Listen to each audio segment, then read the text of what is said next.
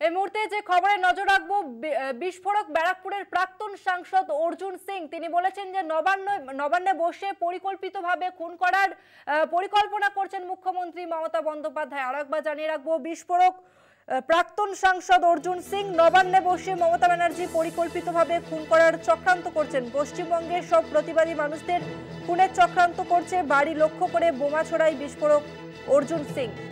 আর এই নিয়ে আরো বিস্তারিত জানবো, আমাদের সঙ্গে রয়েছে প্রতিনিধি শুভজিৎ সিং। শুভজিৎ, ঠিক কি মন্তব্য করলেন অর্জুন সিং?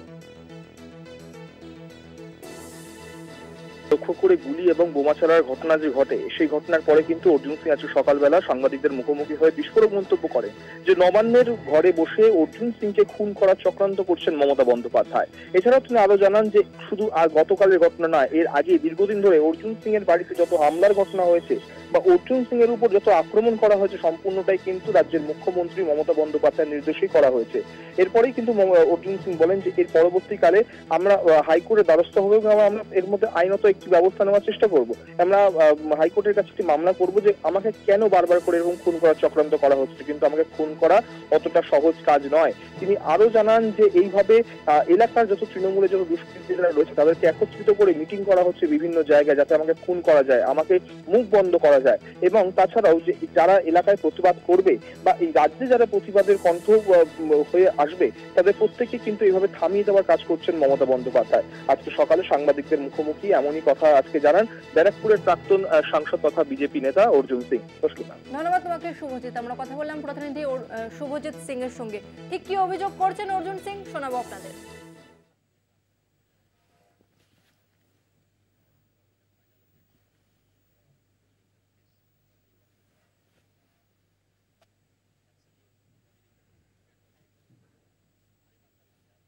মমতা বন্দ্যোপাধ্যায় আমার মার্ডার করার প্ল্যান করছেন। উনি ভাবছেন এই ছাগল গরুকে দিয়ে আমার খুন করাবেন। পশ্চিম বাংলায় যারা প্রতিবাদী মানুষ আছেন সবাইকে উনি সরিয়ে দেওয়ার চক্রান্ত করেন, সবাইকে। আজকে অভয়া কাণ্ডের পরে আজকে 55 দিনের মধ্যে যে ব্যাকফুটে গেছেন মমতা ব্যানার্জি, এখন উনার কাছে একটাই রাসায়ন আছে, একটাই কেমিস্ট্রি আছে कि উনি যারা প্রতিবাদী কণ্ঠ আছে, সোশ্যাল সমাজের লোক হোক, সামাজিক লোক হোক, ডক্টর হোক, প্রফেসর হোক, ইঞ্জিনিয়ার হোক, যারাই সরব হবেন, পলিটিক্যাল লোক হোক, যে পার্টি হোক, এখানে এই আন্দোলনটা তো কোনো পার্টির আন্দোলন নয়, সামাজিক ব্যবস্থার আন্দোলন আছে। তো তাদেরকে সবাইকে জব্দ করে দেওয়ার জন্য উনি এই প্ল্যানটা করেছেন। এই মুহূর্তে আমাদের সঙ্গে রয়েছেন তৃণমূল মুখপাত্র জয়প্রকাশ মজুমদার। জয়প্রকাশ বাবু, আপনাকে কলকাতা টিভিতে স্বাগত। অর্জুন সিং তিনি মন্তব্য করেছেন যে নবান্নে বসে মমতা ব্যানার্জি পরিকল্পিতভাবে খুন করার চক্রান্ত করছেন, পশ্চিমবঙ্গের সব প্রতিবাদী মানুষদের খুনের চক্রান্ত করছেন মুখ্যমন্ত্রী। কি বলবেন?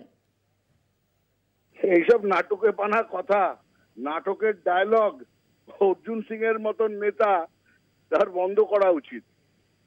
তিনি কখন যে কি করবেন আর কোন নাটকের ডায়লগ দেবেন, আর কালকে যা ঘটনা তার পারিবারিক সমস্যা সবাই জানে।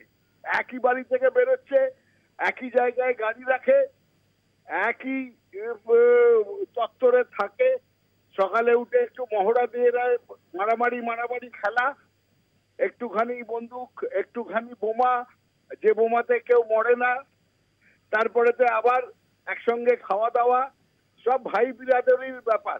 এসব নাটক, আর সেই নাটক নিয়ে এখন রাজনীতিতে ভেসে থাকতে চাইছেন আপনারা। একটা বহুল প্রচারিত টিভি চ্যানেল, আপনারাও অর্জুন সিং এর কথা বলছেন। মিলিয়ে যাওয়া একজন রাজনৈতিক ব্যক্তিত্ব, পশ্চিমবঙ্গের রাজনীতিতে যার কোনো রকম প্রাসঙ্গিকতা নেই। যদি রাস্তা দিয়ে যায়, 3 জন লোক সঙ্গে থাকবে না, কিছু ওই সিকিউরিটি ছাড়া, সেই লোকটার আবার কথার বক্তব্যের দাম কি? তাকে আবার কেউ কি ষড়যন্ত্র করবে? ও তো এমনি রাজনৈতিক ভাবে মৃত, তাকে আবার মারার কে ষড়যন্ত্র করবে? এসব হচ্ছে নাটক করে রাজনীতিতে বেঁচে থাকা। ধন্যবাদ আপনাকে জয়প্রকাশ বাবু। আমরা কথা বললাম তৃণমূল নেতা জয়প্রকাশ মজুমদারের সঙ্গে।